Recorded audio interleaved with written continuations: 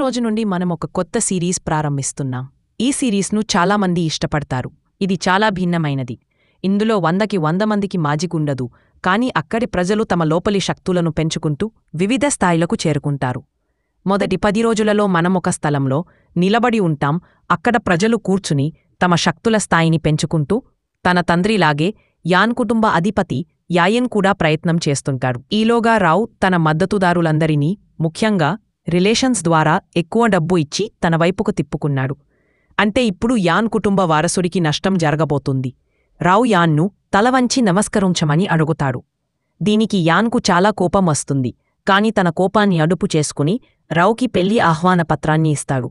అది షౌ కుటుంబానికి చెందినది. యాన్ తన గురించి వివరిస్తాడు. 4 సంవత్సరాల వయస్సు నుండే మార్షల్ ఆర్ట్స్ నేర్చుకున్నాను మరియు 18 సంవత్సరాల వయస్సులోనే ఏరో స్థాయికి చేరుకున్నాడు.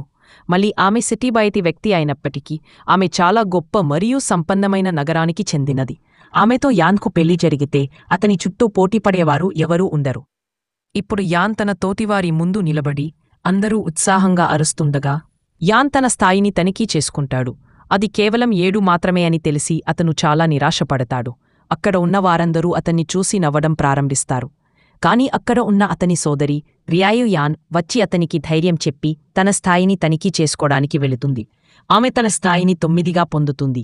ఇది యాన్ను మరింత కృంగదీస్తుంది. మరోవైపు యాన్ కుటుంబానికి కాబోయే కోడలు అయిన నయాయు కూడా నగరంలోకి వస్తుంది. ఆమె చాలా పెద్ద పేరు, అందుకే నేను ఆమెను నయూ అని మాత్రమే పిలుస్తాను. ఆమె వంశానికి ఒక గుళికను ఇస్తుంది. ఈ గుళిక సాధారణమైనది కాదు. ఈ గుళికను తీసుకునే ఎవరైనా శక్తిని సులభంగా పొందవచ్చు. కాని ఈ గుళిక పగిలిపోతే ఎవరి శరీరంలోనైనా అంతకుమించి ఎక్కువ శక్తి లీకవుతుంది. ఇది ప్రజలకు చాలా ఇబ్బంది కలిగించేది. కాని వారు తమ జీవితాన్ని ఆన్లైన్లో ఉంచడానికి ఇష్టపడతారు. ఎందుకంటే ఈ స్థాయికి చేరుకోవడానికి ఈ గుళిక చాలా ఉపయోగపడుతుంది మరియు ఇది చాలా విలువైనది మరియు ఖరీదైనది. అందుకే యాన్ మొదట దానిని తీసుకోవడానికి నిరాకరిస్తాడు. కాని నయూ, నేను మీకు ఉచితంగా ఇవ్వడం లేదు. నేను నీ కొడుకుతో నా వివాహాన్ని రద్దు చేయాలనుకుంటున్నాను మరియు దీనికి ఇది పరిహారం అని చెప్పుతుంది. ఇది విని యాన్ చాలా బాధపడతాడు. ఎందుకంటే ఈ సమయంలో పెళ్లి ఆగిపోతే వారి కుటుంబానికి చాలా అపకీర్తి వస్తుంది. వారి మధ్య వాదన మొదలవుతుంది మరియు ఆ వాదన కత్తి తీసేంతవరకు చేరుకుంటుంది. కాని యాన్ తనతో పాటు తన అంగరక్షకుడిని కూడా తీసుకువచ్చాడు. అతను చాలా శక్తివంతుడు. వాతావరణం వేడెక్కుతుండగా యాన్ కూడా తన సోదరితో కలిసి అక్కడికి చేరుకుంటాడు. యాన్ నేరుగా నయ్యూ వైపు తిరిగి, నేను హ్యాండ్సమ్ కాదా అని అడుగుతాడు. హ్యాండ్సమ్ కావడం లేదా కాకపోవడమనే విషయం లేదు. ఒకప్పుడు నువ్వు చాలా శక్తివంతుడివి మరియు నీవు 9వ స్థాయిని కూడా చేరుకున్నావు. కాని ఇప్పుడు నువ్వు శక్తిని కోల్పోయావు. నేను బలహీనమైన అబ్బాయిని పెళ్లి చేసుకోను అని సమాధానమిస్తుంది. యాన్ కూడా చాలా తెలివైనవాడు. అందుకే అతను ఆమె ముందుకు వచ్చి, ఈ సమస్య నుండి తప్పించుకోవడానికి నువ్వు ఈ పెళ్లిని రద్దు చేయకుండా నా మొదటి భార్యగా ఉండు. నీకు ధైర్యముంటే నా సవాలును అంగీకరించు.